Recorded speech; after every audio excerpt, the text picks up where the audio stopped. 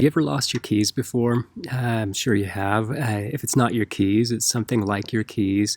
And the reason I'm asking this is that I want to know if you ever lost something like that. Did you find yourself talking out loud to yourself, even though no one was there? That's fairly normal behavior. As soon as you stop swearing about it, you probably think, oh, where did I put my keys? Oh, that was over, wait a minute.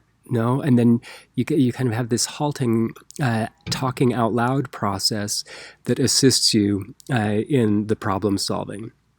And you've also probably had somebody tell you when you've lost something before that you should retrace your steps. And sometimes that works. You actually walk the places that you were, put yourself physically back into that situation, and are able to visualize and remember where you had put something or said it, that type of thing.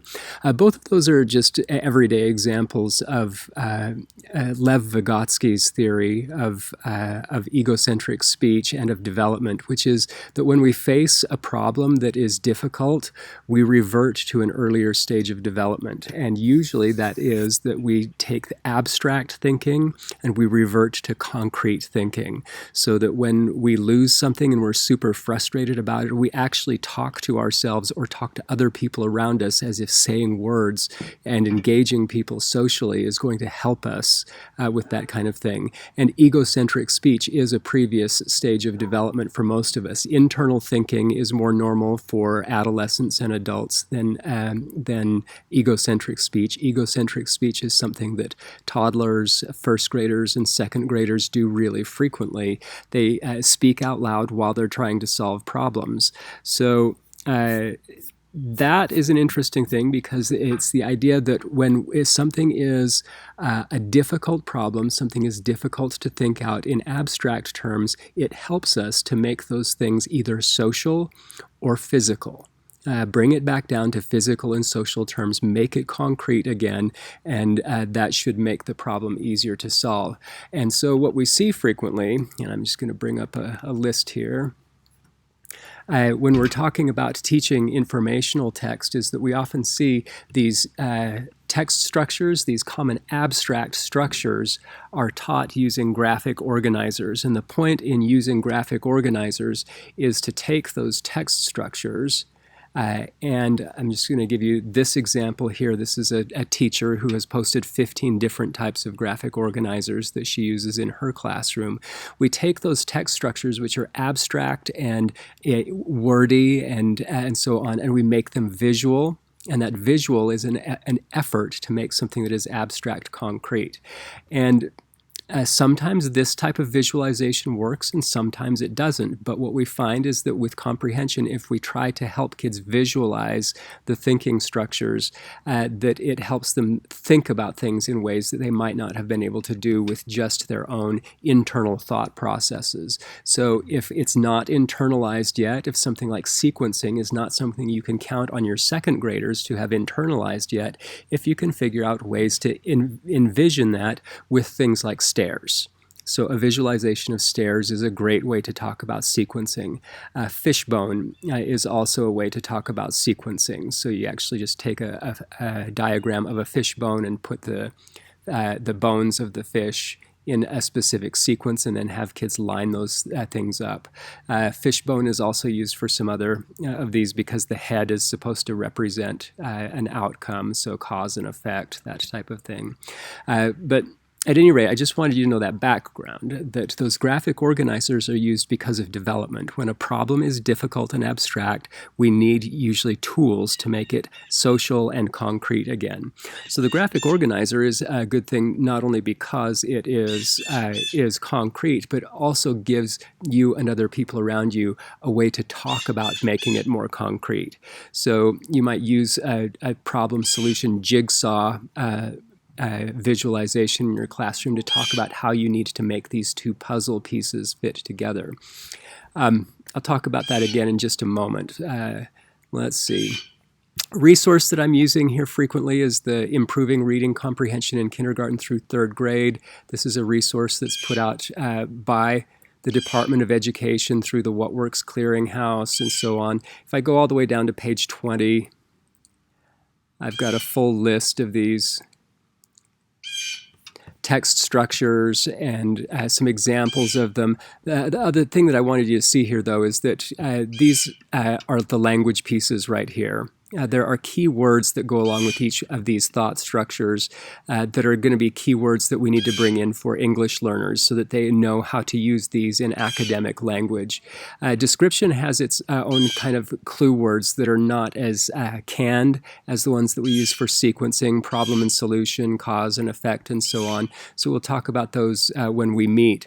But I'll post this resource for you. It talks about sample activities and so on. But I wanted you to see this column, this list of common clue words, is that some of these structures are confusing to kids because the long sentences that they see have these connector words, these transition words in them. And it makes a sentence twice as long when you have a because or a both or a however or a more than or something like that in there. So these are common causes of long sentences, and these are also the words that you'll probably be teaching your English language learners towards through simplified text. The simplified text, you may have broken down some of these bigger clauses or made these into two sentences with a simpler word, and you'll go back in and you'll reintroduce the academic word as you work your way towards the target text. So let's look at some other things here.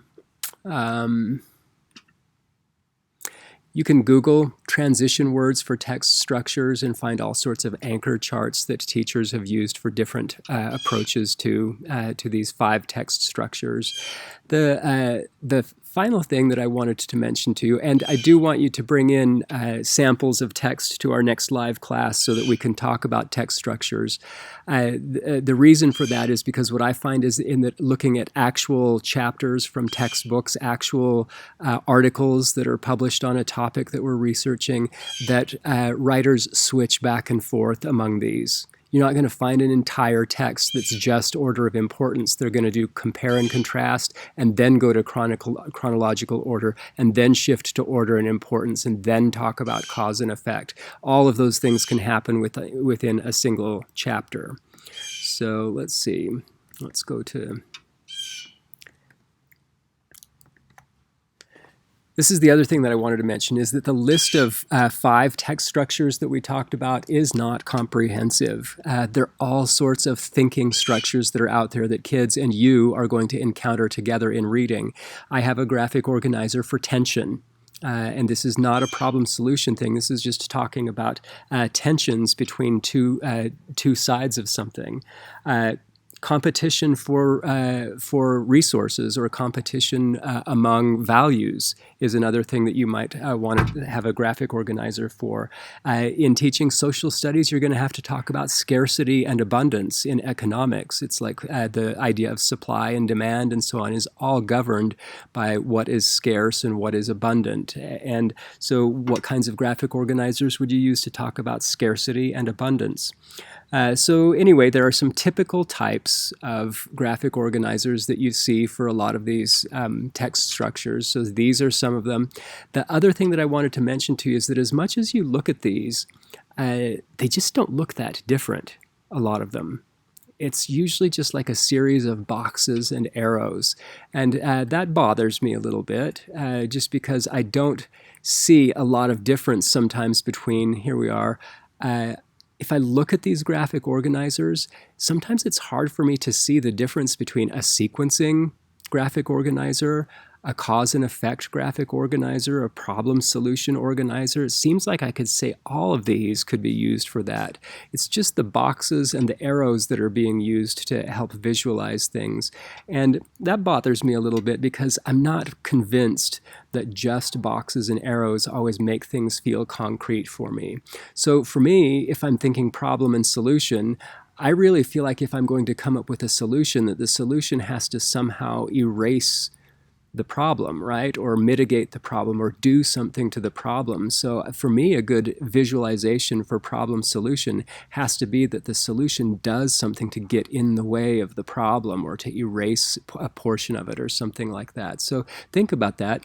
Pre-made graphic organizers are there to make life easy for you, but I'm just going to point these things out.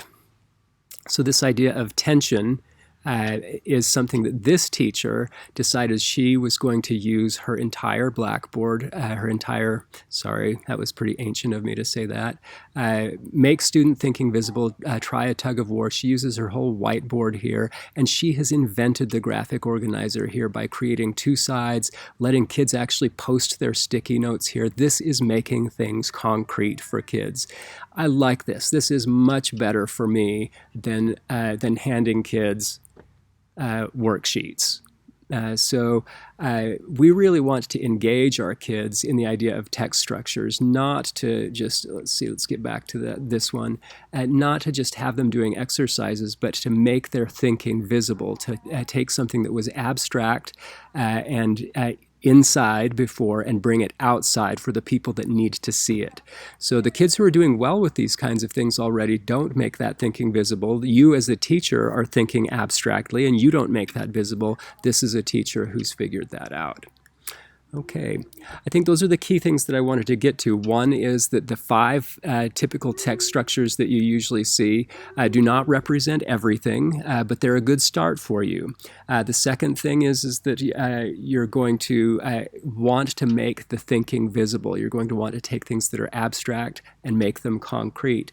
And maybe some of those templates that already exist out there are going to help you with that, but aren't those templates really just different variations on boxes and arrows? What can you do to be creative with your kids in actually visualizing those text structures? Okay, I'm going to go ahead and stop there.